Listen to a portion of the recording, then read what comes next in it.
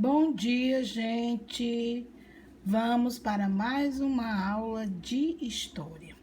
Hoje nós vamos iniciar o capítulo 8, o período das grandes navegações.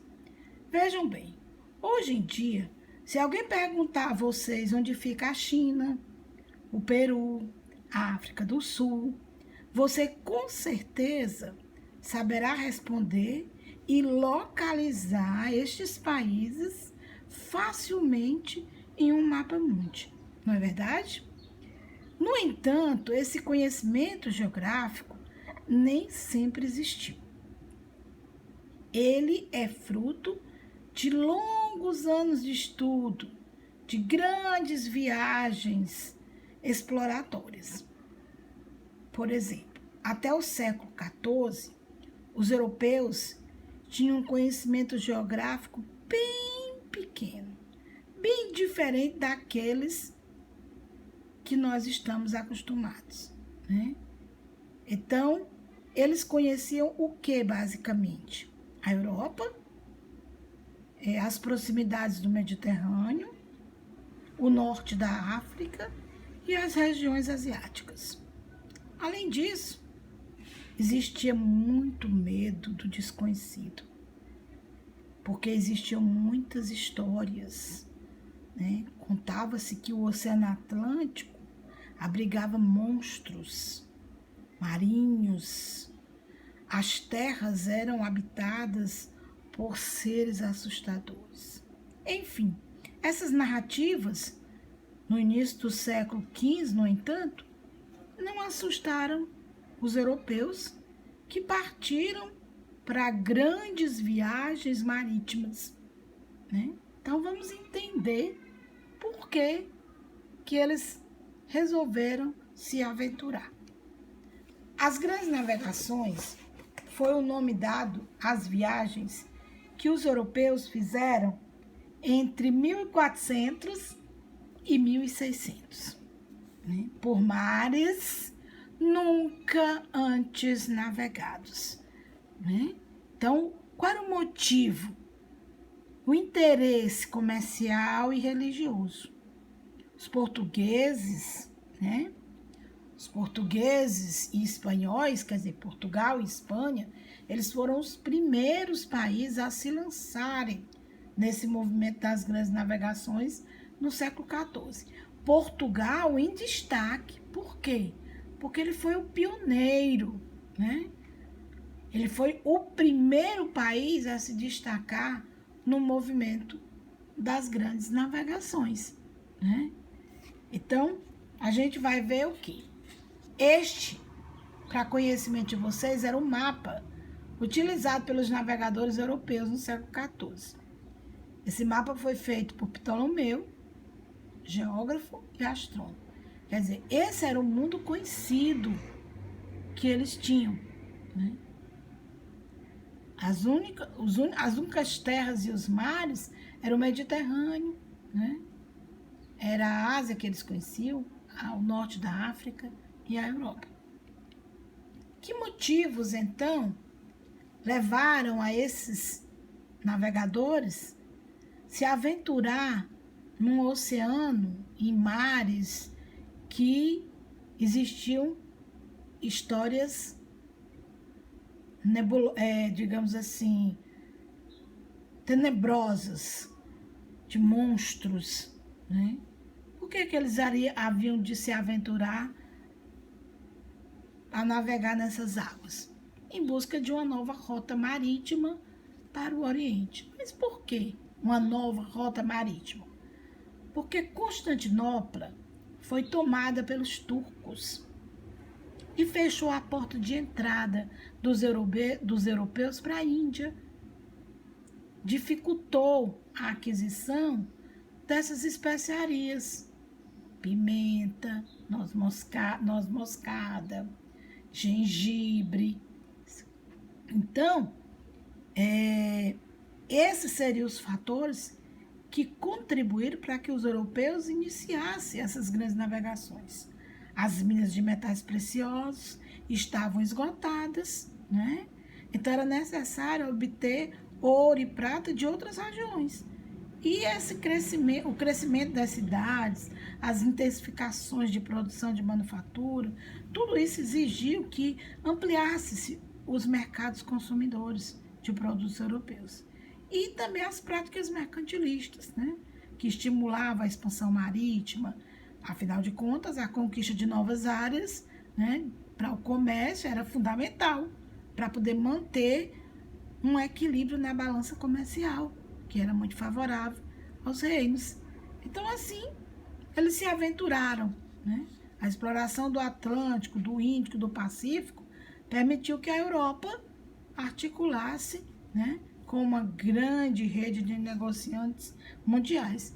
Então, eles passaram exatamente a se aventurar por essa razão. Como conseguir uma rota para as Índias? Bom, a solução era navegar pelo Atlântico, apesar das histórias que existiam. Existiam perigos, né, para que esses navegadores enfrentassem. Nós temos aí as rotas que eles fizeram, várias rotas: Pedro Álvares Cabral, Vasco da Gama, Bartolomeu Dias, Pedro de Covilha, todos esses navegadores que saíram de Lisboa. Bom, os perigos imaginários era exatamente o que? Acreditavam-se que a Terra era quadrada. Então, em determinado ponto, os navios poderiam cair no abismo. Outros julgavam que ela era achatada como uma pizza, né? Outros falavam que na altura da linha do Equador as águas ferviam e incendiavam os navios. E os monstros, né, que existiam, como esse que vocês estão vendo aí nessa gravura, de 1558, uma serpente marinha, né, que era um dos monstros que contava-se que era infestado no Oceano Atlântico. Existiam perigos? Existiam, mas existiam perigos reais. E os perigos reais que os navegantes tinham que enfrentar também não eram poucos. Era o quê? Ventos desfavoráveis, ameaças de encalhe, doenças desconhecidas, povos e lugares estranhos, fome e sede nos navios. Esses eram os reais perigos que os navegadores deveriam ter. E por que as especiarias eram tão cobiçadas a ponto dos europeus enfrentar tudo isso, tantos perigos? Bom, elas eram utilizadas para conservar os alimentos. Naquela época não existia geladeira, né? E também para dar sabor às comidas.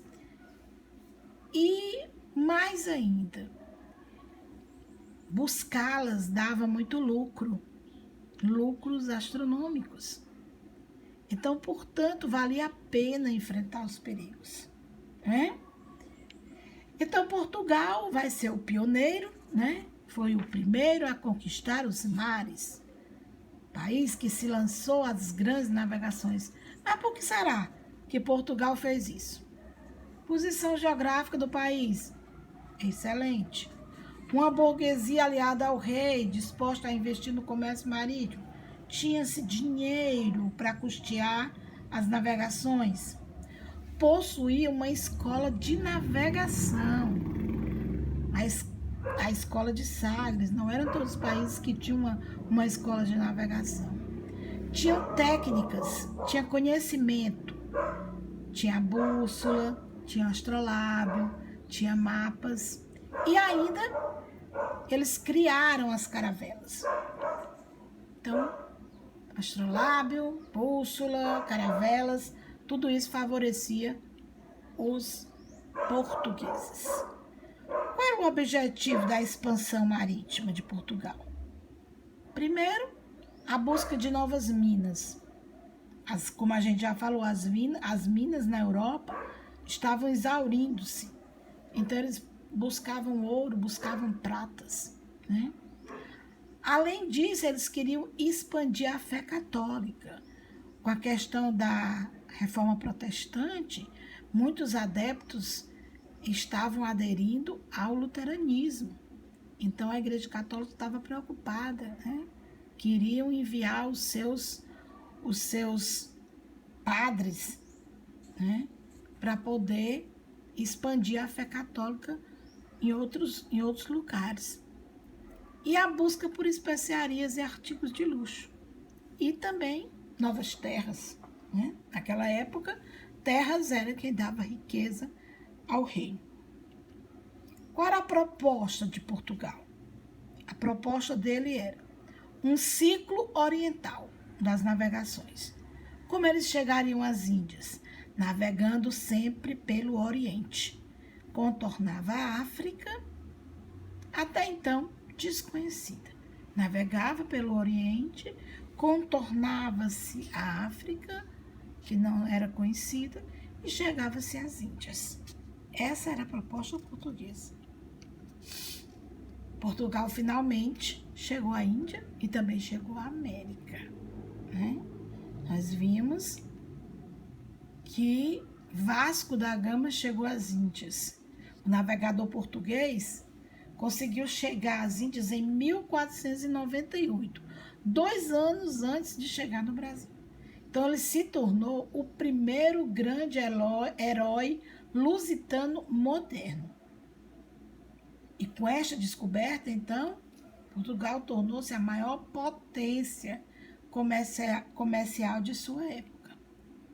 E, finalmente, em 1500, o Brasil foi descoberto por Pedro Álvares Cabral. A gente sabe que a descoberta do Brasil pelos portugueses ocorreu oficialmente no dia 22 de abril. E, na época, os portugueses disseram que a descoberta foi acidental. Hoje a gente já sabe que ela foi proposital. Na verdade, eles não descobriram, eles apenas vieram tomar posse das terras que existiam de acordo com o Tratado de Tordesilhas.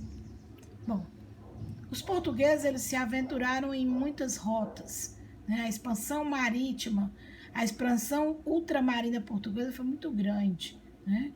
Como eles eram ótimos navegadores, eles já tinham conquistado Celta em 1415, as Ilhas da Madeira em 1419, as Ilhas dos Açores em 1427, o Cabo Bojador em 1434, a Ilha do Cabo Verde, e aí vai, né? Castelo de São Jorge de Minas, Cabo da Boa Esperança, Calicut, na Índia, que foi quando o Vasco da Gama descobriu um novo caminho para as Índias, Porto Seguro, na Bahia, em 1500, por Pedro Álvares Cabral, Moçambique, em 1507, Macau, na China, e em 1542, Kyushu, no Japão. Então, eles foram grandes empreendedores, quer dizer, as rotas comerciais, as rotas dos navegadores portugueses eram muitas. Mas aí nós temos as principais, que foi de Vasco da Gama, de Pedro Álvares Cabral e a primeira viagem até o Japão. Com isso, né, com essa descoberta e os portugueses, né, se tornando um importante reino, a Espanha, né, também quis se aventurar nessas descobertas. Então, nós vamos ver as principais conquistas espanholas, né? Com a navegação marítima se desenvolvendo em Portugal, né? Com o comércio se ampliando, com novas direções sendo dadas aos portugueses, os espanhóis também enfrentavam um problema para expulsar os muçulmanos das terras, né? Nas suas cidades, que eram ocupadas por ele. Então, eles não estavam podendo também fazer essas conquistas. Mas o que eles fizeram, né? Eles fizeram a Guerra da Reconquista, né? No final do século XI, depois do século XII, século XIII. Então, em 1492, eles reconquistaram a Península Ibérica, né? Os reis Fernando e Isabel se uniram seus reinos, Aragão e Castela, e finalmente conseguiram expulsar os muçulmanos de Granada, ficando livres assim para, depois disso, dá atenção aos planos do navegador genovês Cristóvão Colombo, que apresentou a eles um novo projeto de navegação para chegar até as Índias. Então, como era essa concorrência espanhola? Os reis espanhóis, Fernando e Isabel, eles também se aplicavam em busca de um novo caminho marítimo para o Oriente, para atrás das benditas especiarias. E aí, em 1492, estes reis aprovaram esse audacioso plano de Cristóvão Colombo. O plano de Colombo consistia em buscar o Oriente navegando sempre em direção ao Ocidente, isto é, dando uma volta ao mundo, como vocês estão vendo aí no mapa, né? As rotas do navegador espanhol. A primeira viagem de Colombo, que foi até as ilhas de Guarani, Cuba, né? E depois Fernão de Magalhães, que não terminou a viagem dele até o final, a viagem à volta ao mundo, sendo ela terminada por Sebastião Elcano, né? Então, qual era a proposta dos espanhóis? A proposta dos espanhóis era diferente da proposta dos portugueses.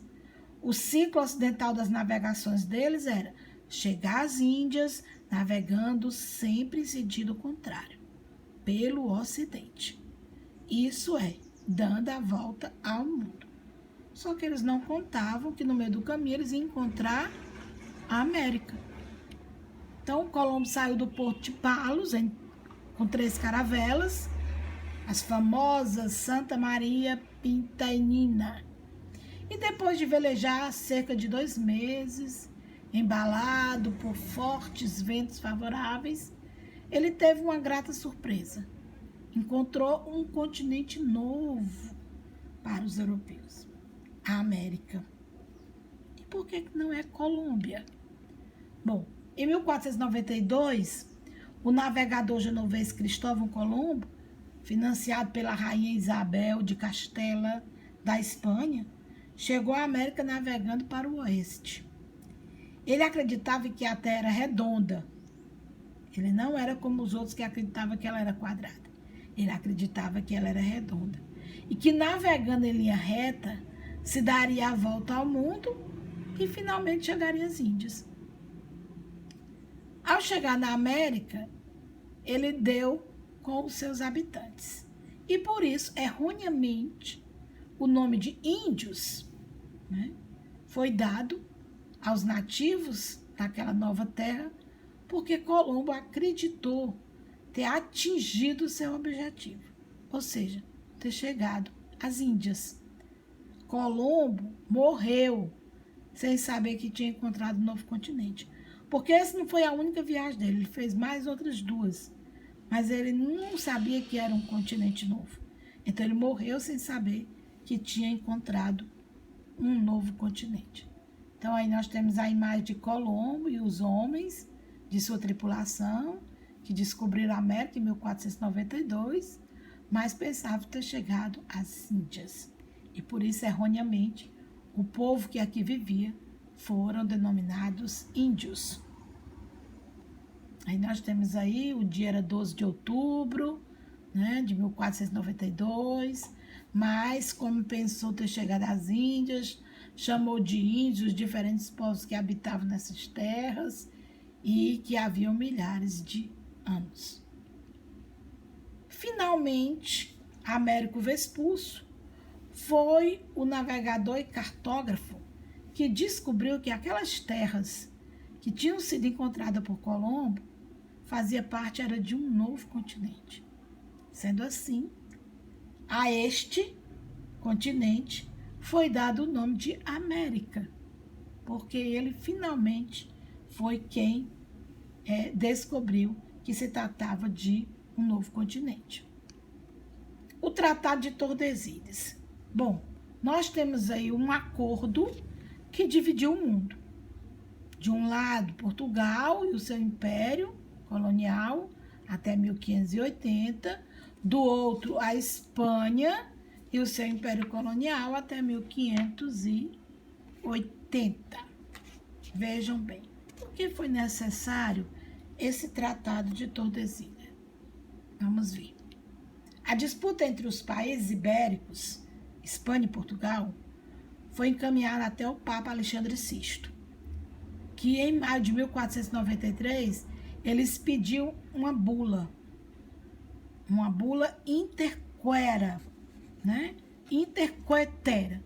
O que é uma bula? Uma bula é um documento, né? A bula é um documento expedido pelo Papa, né? Propondo a divisão dos territórios, né?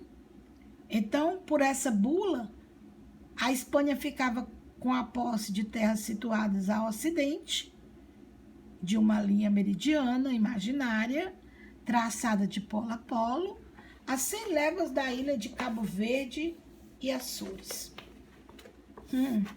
Então vejam aí como era a proposta do Papa. Documento religioso que trouxe a determinação do Papa. 370 léguas, né, da ilha de Cabo Verde era o Tratado de Tordesilhas, né? Mas ele queria propor que só 100, essa bolinha amarela, 100 léguas da ilha de Cabo Verde, Açores, as terras pertenciam à Espanha. Veja que se fosse aceita essa proposta, nós, né, pela bula intercoetera, que era a antiga medida de distância equivalente a cerca de 6,5 quilômetros, nós não pertenceríamos a Portugal. No entanto, o rei de Portugal, Dom João II, considerando que seu país seria prejudicado, protestou. E a decisão do Papa, ele disse: não, eu não aceito a proposta do Santo Padre. E diante da reação de Portugal, os reis da Espanha tiveram que aceitar estabelecer outro acordo, que resultou em julho de 1494, no Tratado de Tordesilhas, que eram a 370 léguas da ilha de Cabo Verde, certo? Então, muito obrigado, né? Tenham todos um bom dia e vamos aos nossos trabalhos.